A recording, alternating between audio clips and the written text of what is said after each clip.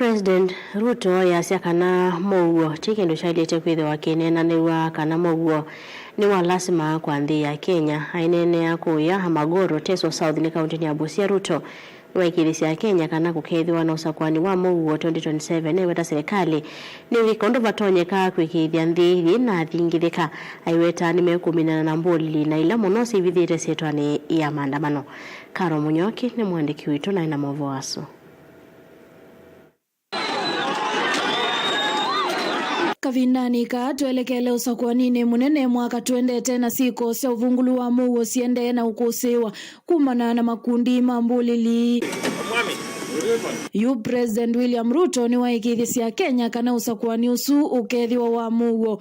And I agree that peace is not negotiable. All of us, irrespective of who we are, our persuasion, our political leaning, whatever it is that we believe in, we must have a peaceful nation. I want to assure you as the people of Kenya that we will have peaceful elections next year. Elections come and go. This nation must remain firm and united and stable. Kwa hivyo, we are going to do everything possible to make sure that this nation is stable. Ainena Kavindani kala watongo esechathi cha kuililo moko kwa Dr. Vetali Sekuru kutwika bishop wa kana wa kanisa wa ACK Diocese ya Katakwa kaunti ya Busia. President Ruto ingeni wathingilila kana serikali ni kumina na vyu na mbulili. Tulikuwa na mchanganyiko kidogo hapo nyuma wakati mambo ya uhalifu ilizidi na hatukukubaliana kama taifa hii uhalifu tutakabiliana nayo namna gani.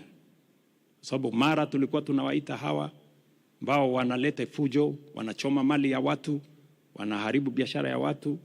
Tunasema hawa watu wasiguzwe, ni watoto wetu. Lakini tumeona ile hasara inapatikana.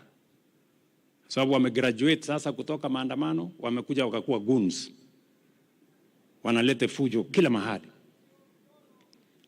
So tumekubaliana hawa goons tuwashughulikie wote.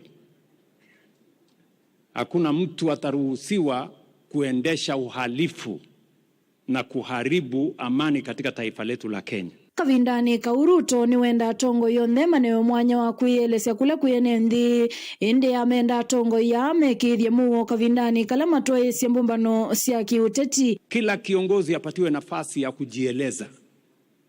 Wale wenye wako na agenda waeleze agenda zao.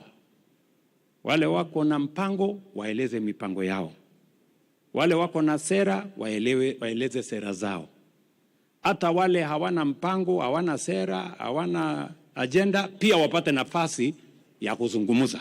Lakini sote tuhakikishe kwamba tuko na amani. That is what we must do. And that is going to be the position of the government of Kenya that I lead. Kwa hivyo tuendelee namna hiyo na tushughulike na mambo ya maendeleo na umoja wa taifa letu la Kenya. That is our commitment. Ndilivotia vilingi wa mavo kumavahamu sino wa Masaku ni Karo wa Munyoki.